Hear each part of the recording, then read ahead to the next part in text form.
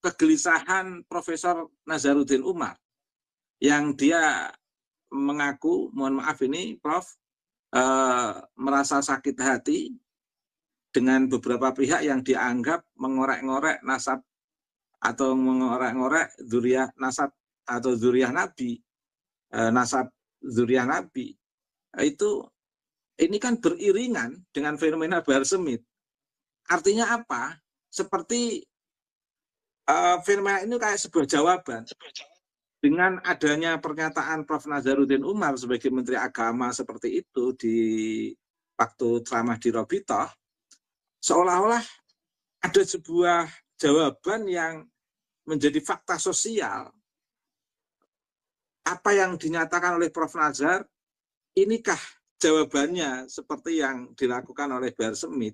Justru orang-orang yang mengaku dzurriyyah Rasul itu mestinya ya meneruskan akhlak Rasulullah, perjuangan Rasulullah, meniru akhlaknya Rasulullah. Tetapi justru ketika prakteknya di lapangan jauh bertolak belakang dari akhlak Rasulullah. Mestinya masyarakat ini bisa membandingkan ini dzurriyyah benar atau bukan sih. Kalau dzurriyyah benar kok akhlaknya justru menyimpang, justru jauh dari akhlak Rasulullah. Padahal di bulan Maulid ini kita harapannya kita bisa dijadikan sebagai bulan introspeksi, evaluasi kita agar kita bisa meneladani akhlak yang dicontohkan oleh Rasulullah.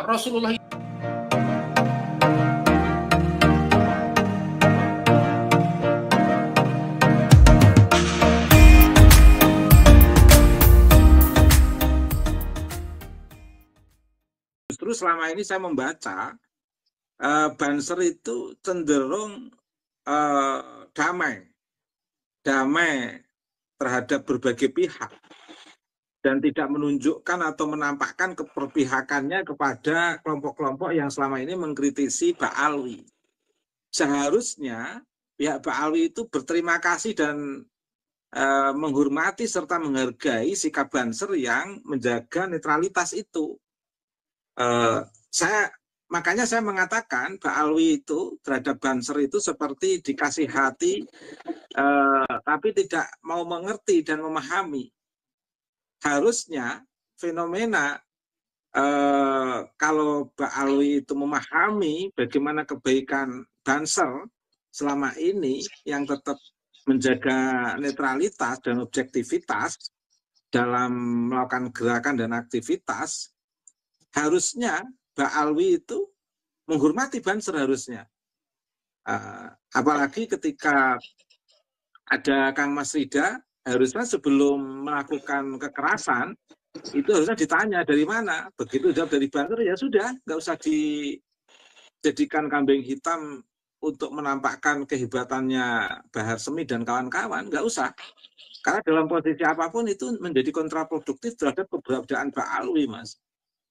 Makanya saya heran, fenomena seperti ini tuh kayak menjawab kegelisahan Profesor Nazarudin Umar yang dia mengaku, mohon maaf ini Prof, merasa sakit hati dengan beberapa pihak yang dianggap mengorek-ngorek nasab atau mengorek-ngorek dzurriyyah nasab atau dzurriyyah Nabi, nasab dzurriyyah Nabi.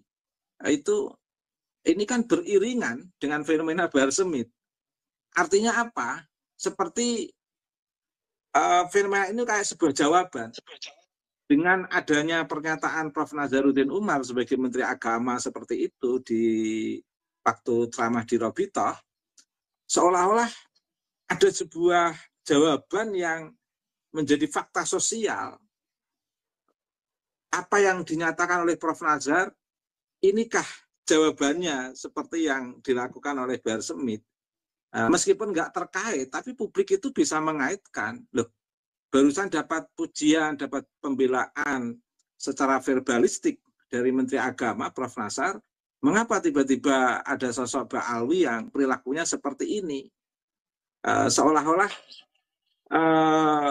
antara teori yang disampaikan oleh antara husnudzon atau keyakinan atau pemahaman yang diterima oleh Prof. Nazar dengan realitas yang terjadi di lapangan itu seolah-olah bertentangan. Dan saya sendiri yakin prinsip Prof. Nazar seperti itu adalah prinsip yang diterima oleh beliau sebelum melampaui dunia akademik yang ketat secara keilmuan. Karenanya apa yang disampaikan oleh Prof. Nasar itu saya meyakini secara akademik itu adalah sikap husnudzon beliau yang secara emosional telah beliau dapatkan pembelajaran doktrinasi itu sebelum memasuki dunia akademik yang ketat secara keilmuan. Artinya yang disampaikan oleh Prof. Nasar itu berbeda dengan perspektif akademik, perspektif ilmiah yang beliau dapatkan di perguruan tinggi. Sehingga sifatnya emosional, sifatnya itu adalah hasil reproduksi pikiran yang beliau terima sebelum memasuki dunia akademik.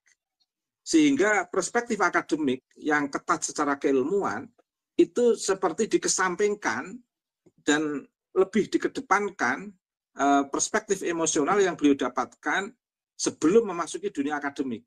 Jadi ceramah di Robitoh itu sebenarnya perspektif emosional pengetahuan yang beliau dapatkan sebelum memasuki dunia akademik. Sehingga perspektif akademik yang ketat secara keilmuan itu kayak ditanggalkan ketika masuk di tengah-tengah Ba'alwi di Robitoh itu, Mas. Tetapi lagi-lagi kuasa Allah untuk mendidik masyarakat Nusantara ini, mendidik kita semuanya, bagaimana sesuatu yang tidak diduga, apa yang dinyatakan oleh Prof. Nazar, itu seolah-olah masyarakat itu ditunjukkan oleh fenomena yang dilakukan oleh, yang dialami oleh Kang Mas Rida, yang sangat yang terkait dengan pengajian atau perilaku Bahar Smith dan kawan-kawan. Ini kan sebuah pelajaran penting. Sehingga kita satu sisi itu jadi kayak ketawa sendiri, Mas Herli. Iya ya. Satu sisi kita tidak menyalahkan Prof. Nasar mempunyai simpulan seperti itu. Mungkin itu karena simpulan yang didapatkan sebelum memasuki dunia akademik yang ketat secara keilmuan. Dan wajar memori itu tiba-tiba muncul di saat berada di tengah-tengah Ba'alwi. Tapi saya sendiri juga yakin ketika Prof. Nazar diingatkan perspektif akademik yang ketat secara keilmuan, beliau akan memahami kajian-kajian ilmiah yang dilakukan oleh Kiai Imaduddin Otsman, Prof. Manafim Ali, dan Dr. Sugeng akan memahami itu.